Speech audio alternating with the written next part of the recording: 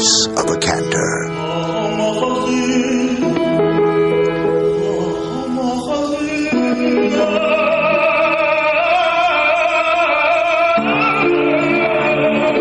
This is the sound that echoes a magic key to the traditions of the Jewish people. Chazanut. Music that has touched the soul of the Jew for centuries. It warms the heart, and it is the music that has brought Jews to the synagogue and to prayer for eons, until the Holocaust, that appalling event when very nearly a whole people were utterly reduced to ash. The survivors and their cultures scattered. During the devastation, the best of the Eastern European cantors were lost. The music and its magic went silent. We were, as a people, in jeopardy of losing our musical heritage forever. Today, all over the world, thousands of synagogues have no cantor.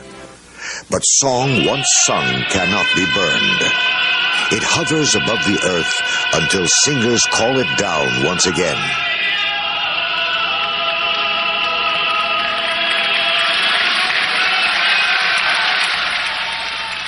The year is 1978. The seeds are planted for a revival plan. They are nourished, they grow, and a foundation is born. Over the next decade, a three-part plan is implemented for the restoration of Chazanut and the rebuilding of cantorial art around the world. Responsible for this task, the American Society for the Advancement of Cantorial Art. Its founders, Miami Beach businessman Haim Wiener and his wife Gila, a Holocaust survivor. The foundation's plan was first to establish a school for the training of Chazanim in Israel. The faculty would be composed of the finest of the remaining cantors, along with secular music teachers. The students, young Israelis, already conversant in Hebrew, knowledgeable of the prayers, and possessing the voice capabilities. After a decade of struggle, hard work, and money, the dream has become a reality. The result, the graduating class of 1988 from the now successfully established Israel Institute of Cantorial Art, located in Tel Aviv. These new cantors have accepted appointments in synagogues all over the world, where they are desperately needed. The shortage is still acute. Scholarship money and a fund for a new school building are desperately needed for more students to continue to grow this musical tree of Jewish culture. The second part of the plan for this non-profit organization is to simply bring the music to more people, to expose the joy of Chazanut to a wider audience of younger people. Here, the foundation's solution has been to present the music as a performance in concert, as a musical event for the evening. These concerts around the country have fostered a new love for Chazanut. The foundation has sponsored concerts in cities all over this country. Thousands of people have listened for the first time to master cantors perform. Cantors like these.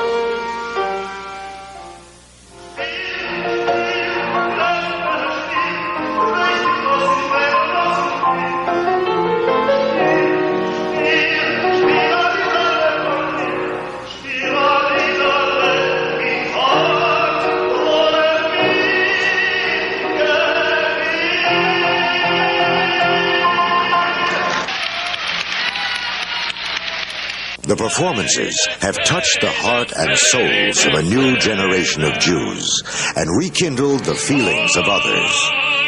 The concerts have been astounding, and more people are attracted to them every year. Our rich Jewish cultural heritage continues, thanks to the work and effort of the foundation. Part 3 of the plan was the most difficult to achieve: to penetrate the Iron Curtain at a time when it was closed to all, let alone Jews. To bring back and restore Chazanut in the communist East Bloc countries of Romania, Hungary, Poland, Czechoslovakia, Yugoslavia, and the Soviet Union, where this art had flourished until the tragedy of the Holocaust. Since then, silence. Music that has not been heard for almost 3/4 of a century. After intensive negotiations with the assistance of Romania's chief rabbi, Dr. Moses Rosen, Hungary's chief rabbi, Dr. Alfred Schoner, and facilitated by Rabbi Arthur Schneier of New York's Park East Synagogue, the Society received permission to hold its first concerts in Romania and Hungary. In the fall of 1987, before the walls came down, the first Cantorial mission left for Eastern Europe. The response was overwhelming. The faces of this audience testify to the deep emotion felt by these people. Since the first, it has become an annual event. In Romania, they came and they cried. In the Soviet Union, where the sound of Chazanut has not been heard since 1917, the response and appreciation of the mission was overwhelming.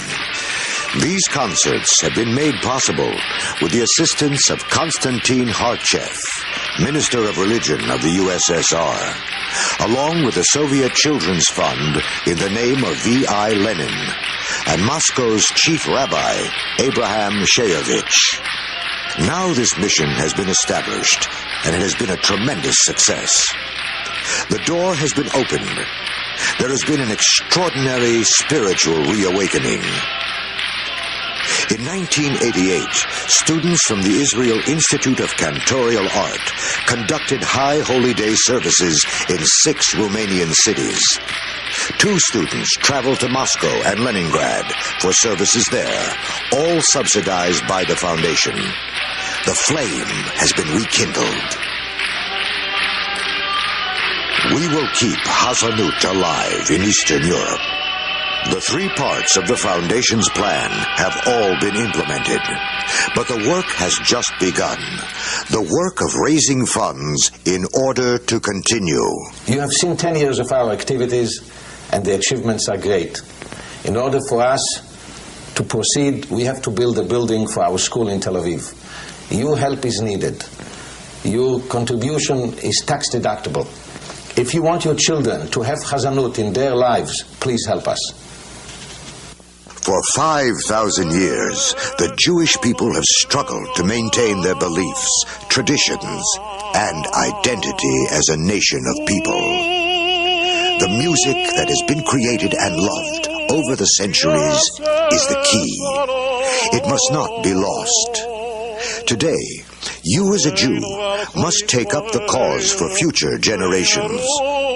The American Society for the Advancement of Cantorial Arts is a tax-exempt, non-profit foundation dedicated to the future of Chazanut. If we are to remain a people with an identity, the gift of the music is our surest road. For the sake of your children and their children, please help us to continue this most important work.